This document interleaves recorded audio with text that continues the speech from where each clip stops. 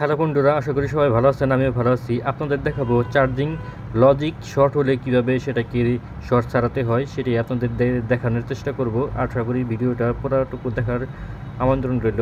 পুরোটুকু video দেখবেন। এর হচ্ছে চার্জিং লজিক, এটা হচ্ছে ওয়ালটন সেটের একটা চার্জিং লজিক। এই লজিকটা শর্ট হয়ে গিয়েছে।